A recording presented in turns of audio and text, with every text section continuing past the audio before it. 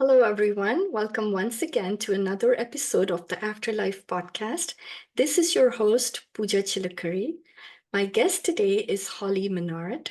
Holly has been a chemotherapy nurse as well as a massage therapist, and she currently serves as an end of life doula. I have had the pleasure and the joy of meeting Holly. I love her energy, the light that comes out of her soul, and I am excited to bring that light into my show today. Welcome to the show, Holly. Thank you. Thank you for inviting me onto your show. I am excited to have you, and I am looking forward to a very fun conversation about a topic that can be otherwise very heavy and it can weigh on us. Before we begin, though, I do want to, just have you explain what an end of life doula is. Maybe we can start with even trying to understand what end of life means. Ah, that's a great place to begin, isn't it? Because I feel like it's a context. Yes. That very last question is, Mhm. what is it? What is end of life? What does that mean? That's a great place to start. Thank you. Actually, this may seem, and again, you said, we bring in the lighthearted and we bring in the, what can really give us pause. Mhm. Like, ooh, I don't know how comfortable I am with that question. Okay, so let's just go ahead and ask it. Yes. Yeah. So, so it starts now.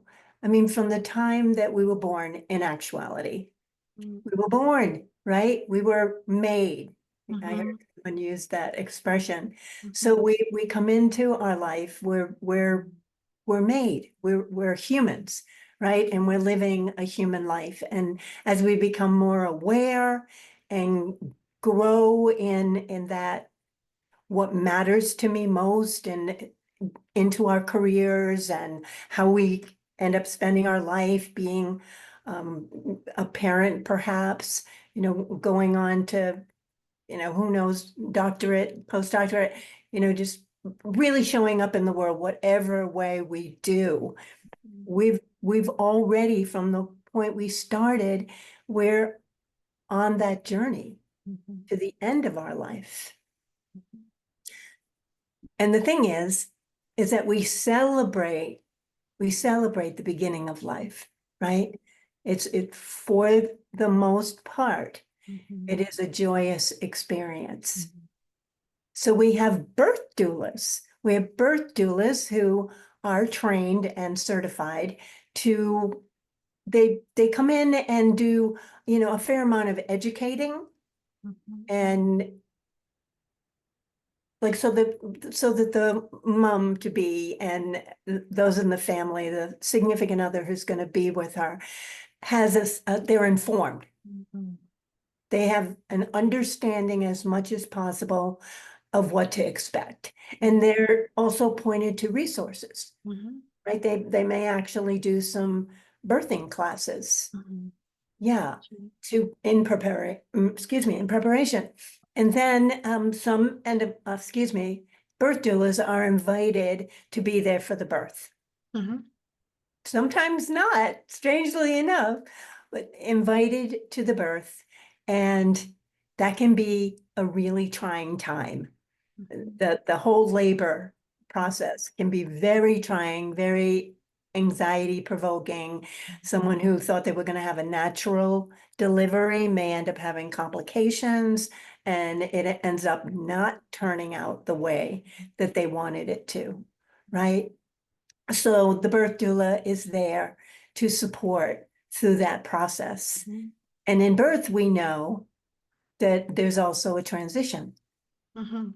There's an actual stage in birth that's called the transition phase, right? So I say all this because at the other end of the spectrum, called life, there's also a transition. And backing up from there, there's also a huge learning curve. So many people don't understand, they haven't had the conversations with their family. They necessarily, some have, they don't feel like they can talk about it. not everybody, but a fair number of people, they just hold it in. And it creates, it creates an anxiety and the worry, and there's nowhere for it to go. Mhm. Yeah. And then not everyone is real well informed. They live up into a point of life, they could be perfectly healthy. Pooja, how many people do you know? Perfectly healthy. Then they start having, let's say, abdominal pain, or they have a cough, Mhm. or, they cough up blood, or Mhm. some kind of a symptom comes up, or they're just so tired. Mhm. They're just having it's troubling for them to even understand it, because that's not how they usually operate. And they go into the doctor and they find out that indeed something is going on. And, that abdominal pain could be something like pancreatitis, which is an extremely painful, Mhm. that is the huge symptom for pancreatitis. Mhm. But not infrequently, it's a sign of pancreatic cancer. Mhm. And a person could be absolutely fine up until that time that it's like all of a sudden not fine. So I say all this because the sooner we start preparing, the Mhm. better. Mhm. So when we have like, well, it came to me as like a healthy respect for Mhm. the fact that just as soon as I was born, there will come a point in time when I'm going to, in however way it is, diagnosis or suddenly, Mhm. unexpectedly, planned out, however it happens to be, Mhm. there's going to be an end of my life. Mhm. I'm going to die, Mhm. right? So the sooner we start becoming uh, conversant Mhm. about that. Yes. Yeah. I hear you, Holly. That's one of the reasons we're doing this podcast, right? Having this conversation. It's a tough one to have because I know even just the subject of death and dying can be feel like it's a taboo, right? Most times we don't want to talk about it. Most times you don't even want to think about it.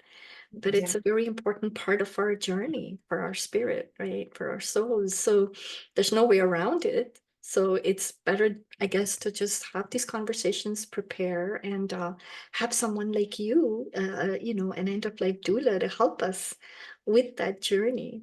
So that is also interesting that the word doula, right? It's like a birth, but it's just a different kind of birth. We're leaving one existence for another, right?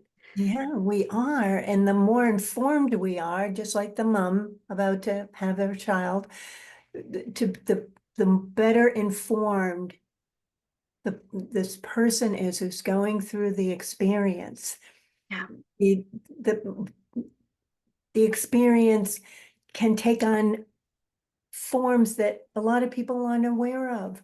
Mhm. There's a lot of choices that Mhm. we have there, and there are tough decisions to make. And that actually brings me to my next question. So, what are some of the challenges that someone might face besides the emotional turmoil? You know, besides the grief and the shock, that are there any other challenges that they might be facing? You know, besides their disease, even if it was a diagnosis that brought them to that point. What are some of the things you've seen when you're working with people? Well, when you say the shock of it, let me back up a little bit, because I did want to share a little bit about what brought me to this work. Yes, And please. I'll, That I'm thank you for reminding me. Yes, that was and one of then my then questions. I'll move in and I'll ask, Okay, yes, of you can course. ask me that question. So Yeah, here we cover it. That's all important. yeah. So you did share that I was a nurse, and that one of the roles that I played during my nursing career is to be a chemo nurse, and I was in a clinical research unit. Hmm. And so now I'm sharing that because in that environment, there are what are called protocols. Hmm. So when a person comes in for this clinical research, right, means they failed other treatments. So they're there, and they're like an experiment, when you really come right down to it. And that means that everything that is done, I mean, there's not really an end to it until there's an end. It's not like, okay, I'm done, or the family is like, I don't think it's just too painful to watch what's going on. I remember the names of my patients. We're talking 40 years ago. Some of the people I still remember because it was really hard. It was really hard when it came to the point where it's like, oh, please, just allow this 18-year-old beautiful woman to take her last breaths with her family, have them, be able to get in bed with her, have conversations, talk about the times that were good, all of that. No, it wasn't that way. There were all kinds of things that were done. Eventually, this one person that I'm thinking about that was so young, I couldn't even recognize her. It was really tough. And so that informed me in that way. I never have forgotten that.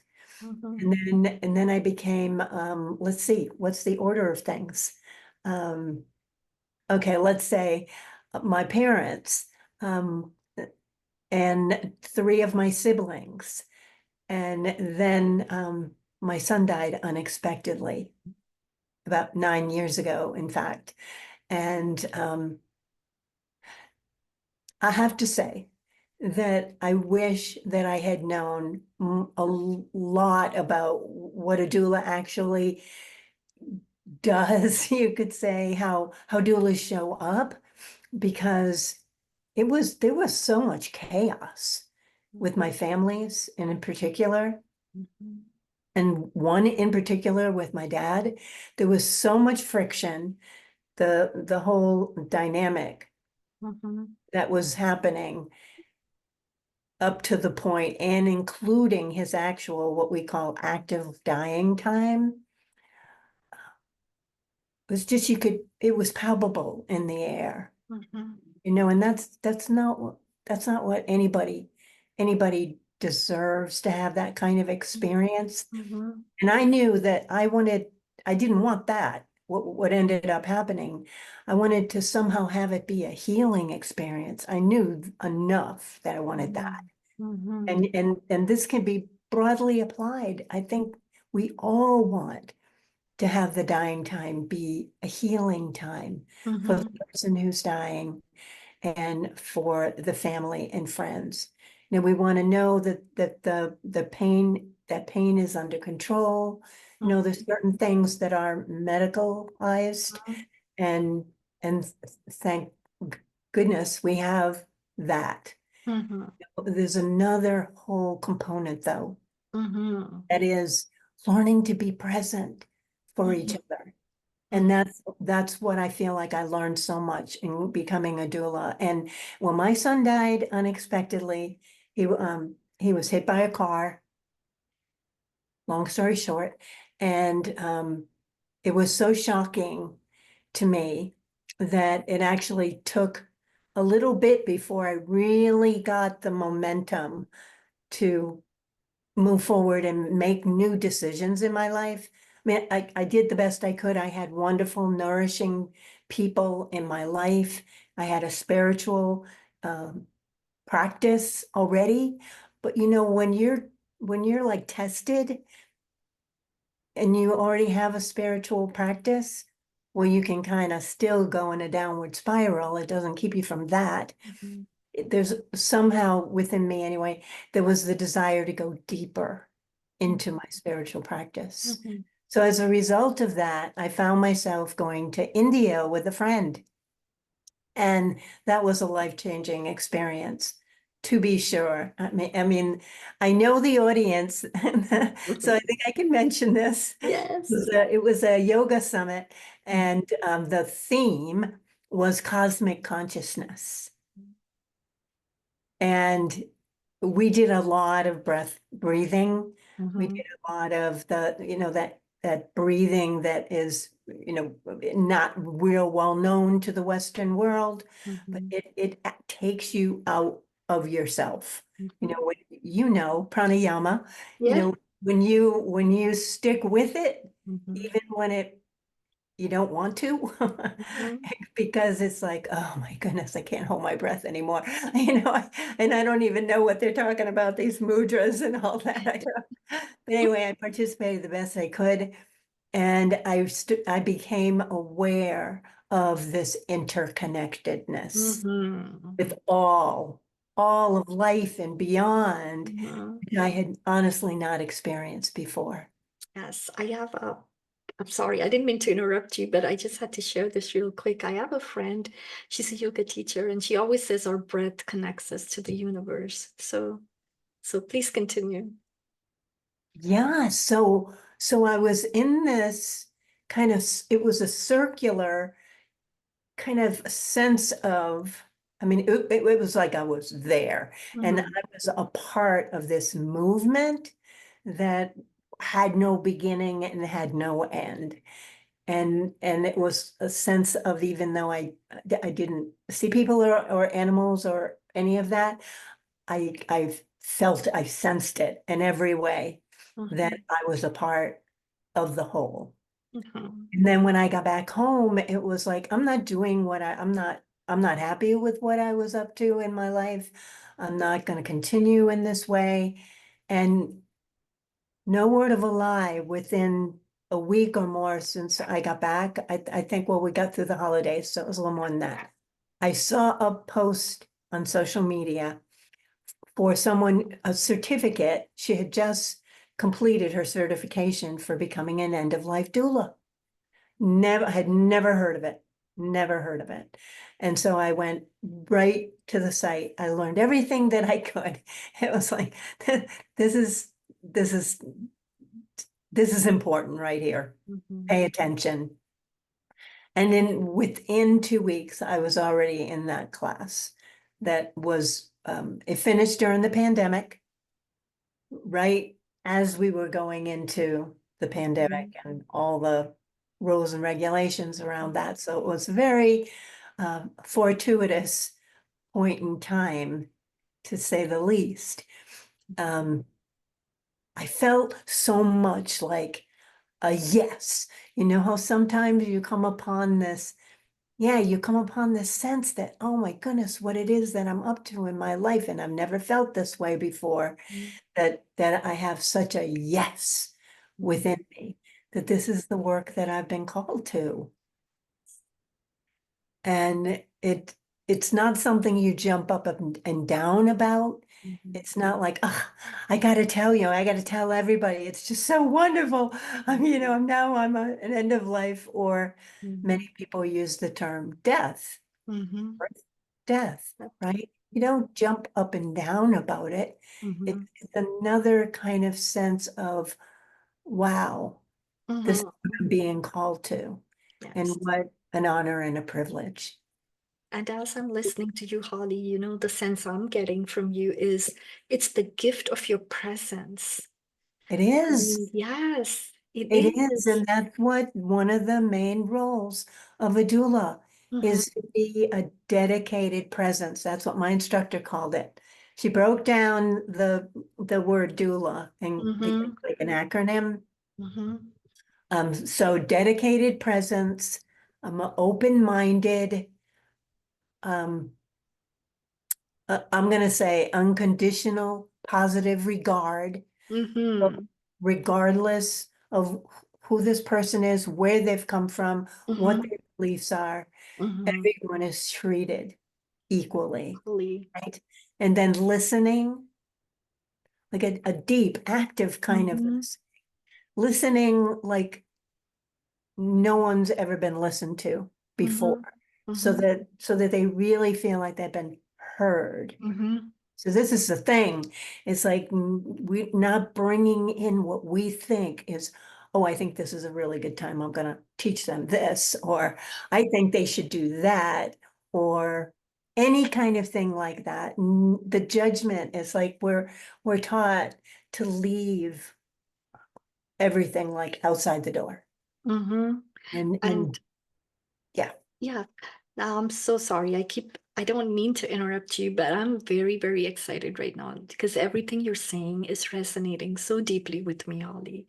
And when I heard you describe the acronym for the word doula, the thought that popped in my head is, and I interview a lot of people that have been on, they say the near-death experiences, right? They've been on another side in the astral plane and the things they've experienced. Well, what they have all come back and said and what they have in common are some of the things you're describing, Ah, and for that, the transition hasn't happened yet, but it's almost like you're bringing in pieces of that already and getting their innermost being into that space already. And that's awesome. That's such a gift. Such a gift. oh, I love how you said that. Oh, Because yes, it is. When we tap into an experience, then that experience because that's going to continue. inform, Yeah. yeah, it informs how we're going to go about the rest of our life when we choose that, Yeah. right? So when we live as if we don't know, other than that we know we're going to die, we Mhm, don't know when, and mhm, we don't know how or where we're going to be, but there are certain things that are within our ability to choose. mhm, And that's what's so important where the doula comes in, because there can be a lot of misunderstanding, or just flat out right. This is what I really feel in my heart. This is the person that has the diagnosis. This mhm, is the person that's been told it's whatever stage it is. mhm, It's whatever the name is, the mhm, cell type mhm, and all of that, and has it spread or not spread. All the information that comes in mhm. is an overload, Yes. and Yes. the person's going to take it in the best way they know how, Mhm, and so is whoever might be there with them, because the person who is taking it in is going to take in only as much as they take in, and it's such a like, what are you talking about? mhm. Sometimes it's very bad news. Sometimes it's like, I don't, this is a very aggressive, Mhm, rapidly growing cancer, for instance. And mhm. then this person is sitting there and they're like, uh, now, I Now mean, what? what? I Yeah. mean, how much is that person going to hear? Mhm, And how much, even over time, how much is that person gonna like incorporate in to the way they choose to go about their life, like mhm, treatment decisions, things mhm. like that. Yeah. So again, back to being a doula, it's it's advocating for my client when it is that they haven't quite arrived at the point of realizing that they can advocate for themselves. And the way that that happens, I firmly believe, is that they access within themselves what we all have, but we don't access it because it's not been needed, or we just live the way that we've lived and we haven't really owned up the power that we Mhm. contain to the degree that we could. And one of the things that I hear when I'm listening to you, Holly, is this whole thing can feel so spiral out of our control, right? And what I'm hearing from you is that the presence of a doula can help bring some sense of control into a situation which otherwise feels like we have no control over it. So some of the challenges that you have seen maybe with the people that you work with that comes up during this time, can you speak to that a little bit? Some of the challenges. One client that I had a very aggressive tumor cancer that had already been spreading. She was able to control the pain in the beginning when I first started working with her, with like CBD creams, and Mm-hmm. she was using mistletoe. Actually, she was seeing a holistic practitioner, that alternative practitioner that Mm-hmm. qualified is what I want to say. Yeah. Um, probably had an MD at some point in time. So mistletoe, yeah. And then nothing was working. And her mother, who is a nurse in her 80s, excuse me, Yep. was freaking out because she didn't know what to do with her daughter's Mm, way out. Sharing about this woman who I was working with and her aggressive cancer. And she had gone from climbing, hiking, had just been with friends, and that's when she got short of breath and started wondering and being concerned because she was very capable. mm-hmm. And that led to this whole downward, I mean, just a matter of months, really. And she wanted to do what she wanted to do. And her mom, like I said, was a nurse, and she had no knowledge of these other kinds of therapies. And she wasn't aligned with it, you could say. Yeah. But, you just, I'm a nurse. Mm-hmm. This is what you do. You follow these kinds of medicalized kind of Yep. treatments and all. But her daughter was like, no, I'm not going to do it that way. Mm-hmm. So as it happened, she had a pathological fracture. So she ended up in the hospital and then rehab. And as it turned out, her mother, there's no way she could have been a primary caregiver. Not because not for the reasons that you might think because of her age. Um, but that would be part of it. That would be part of it. But she just wouldn't, she knew she couldn't do it. Mm-hmm. So here's their daughter at home, and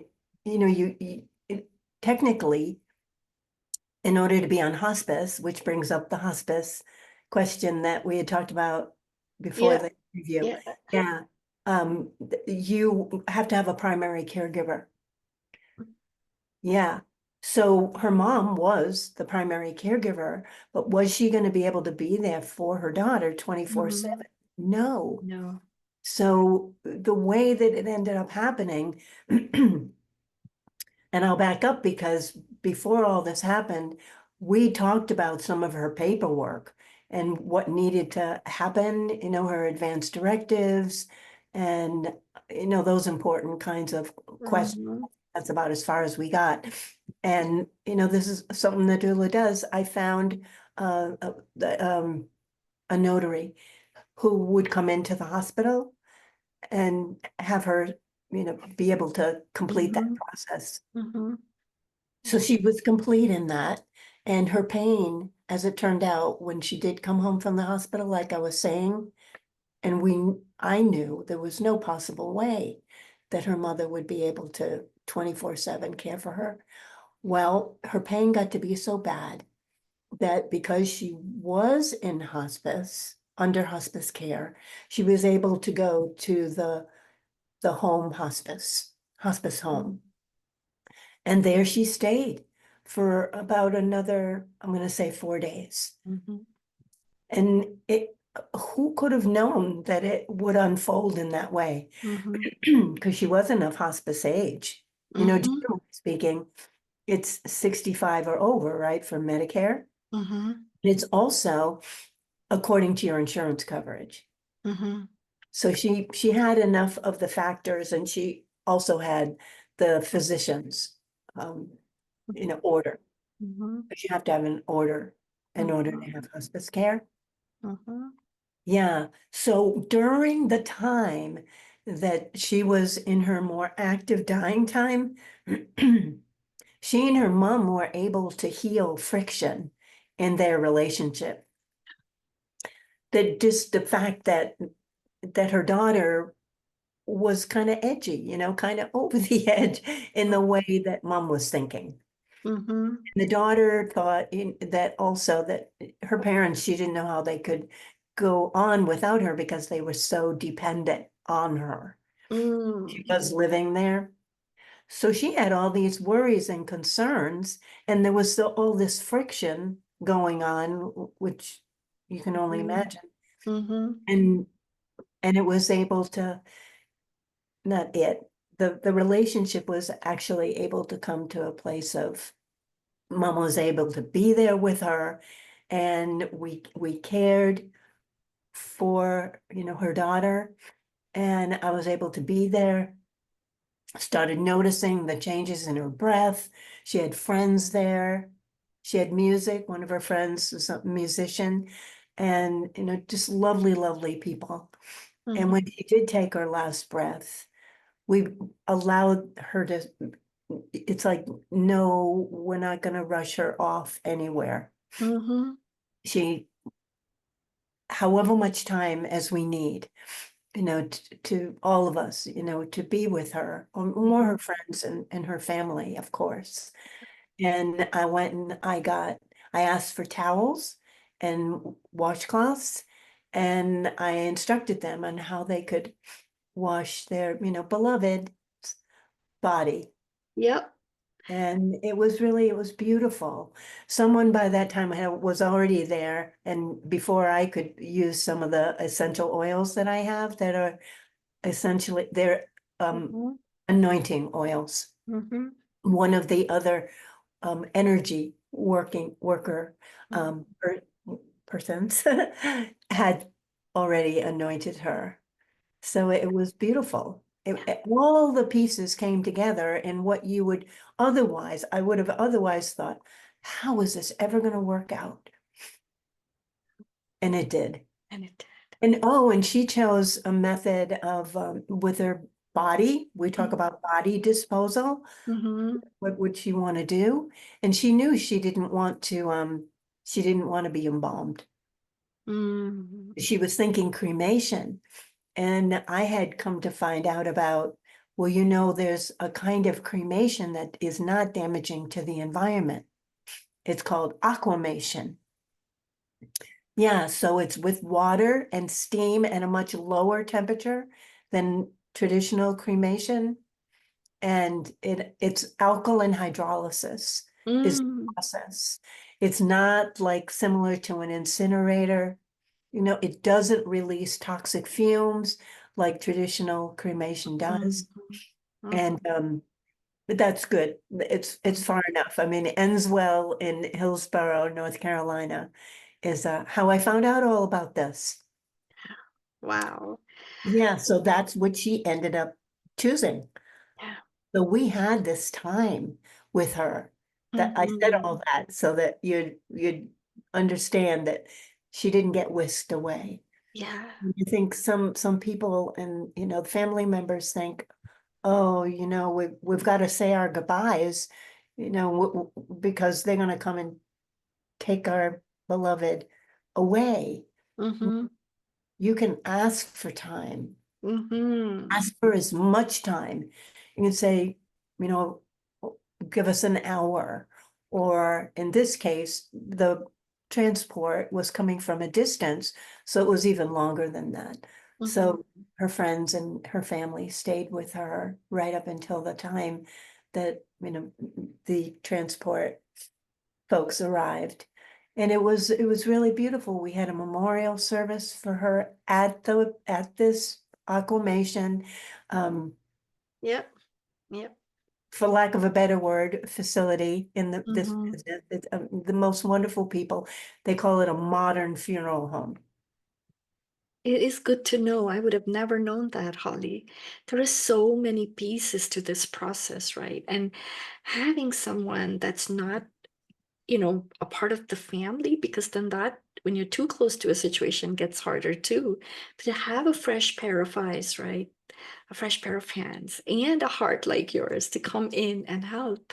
And I was listening to you describing the challenge, but then the beautiful way in which all of you were able to support her in her final moments, right?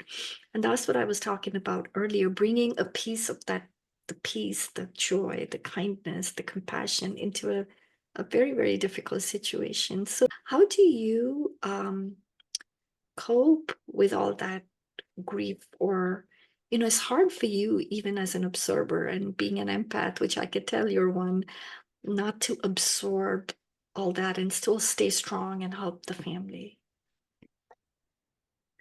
Yes, and I'm often, very often asked that question.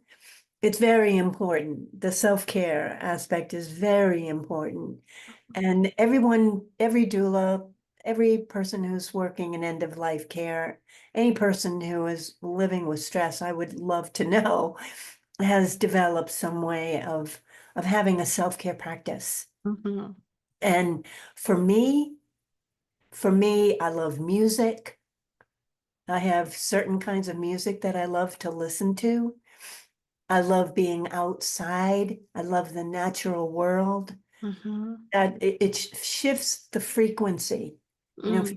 if you think about our thoughts, they actually have a frequency to them. And Mm-hmm. that's how come we can go spiraling downward. You know, if you think of us as, like a DNA spiral, we can spiral up in our awareness, or we can spiral down, because our thoughts are what take us there. Yeah. So Yeah. when we shift our frequency, do something different, that Mm-hmm. makes all the difference in the world. Get on the phone with a friend and just not even necessarily talk it all out like in detail. Mm-hmm. Someone that you know is going to nurture your soul. Mm-hmm. Mm-hmm. Sometimes I encourage people to create a circle of support. And not everybody has that circle. Mm-hmm. I feel like that's so important. And I know you said we were coming to the end, and there is Yes. something that I wanted to share. Yes, please go ahead. I think it goes along with what we're talking about. It's a woman who I'm going to call her a colleague. We both went to the University of Vermont Larner School of Medicine for our doula training. It was virtual. So it's Diane Button is her name, and the title is Dear Death: Finding Meaning in Life, Peace in Death, and Joy in an Ordinary Day. Isn't that lovely? Yes. Love that. And then here it is. I'm going to give all the credit here to Donna. Um, excuse me, Diane Button, Diane. To die with love, live in love. Mm-hmm. To die with peace, live in peace. Mm-hmm. So like right now, like start right now. And whatever may be standing in the way of that happening, Mm-hmm. look at it. Be willing to be brave and courageous, right? So you can live in peace and live in love. To die with acceptance, live with acceptance. Mm-hmm. To die in harmony with all beings, live in harmony with all beings. To die with a kind heart, live with a kind heart. To die with gratitude, live in gratitude. Mm-hmm. To die with meaning, live with meaning. To die free of regrets, live free of regrets. Mm-hmm. To die spiritually connected, live spiritually connected. Mm-hmm. And to die with a full loving heart, live with a full loving heart. Mm-hmm. Yes, that's beautiful, Holly.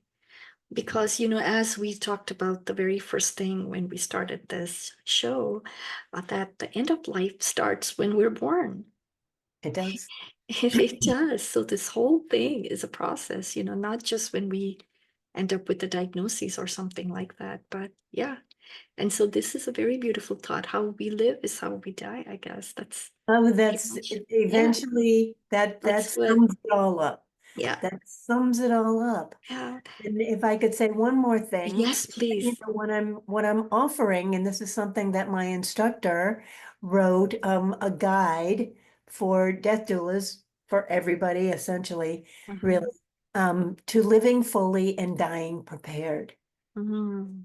So I went through a little training to become a coordinator, to be able to form these groups of to create a 6-week community Mhm. series Mhm. called Living Fully and Dying Prepared.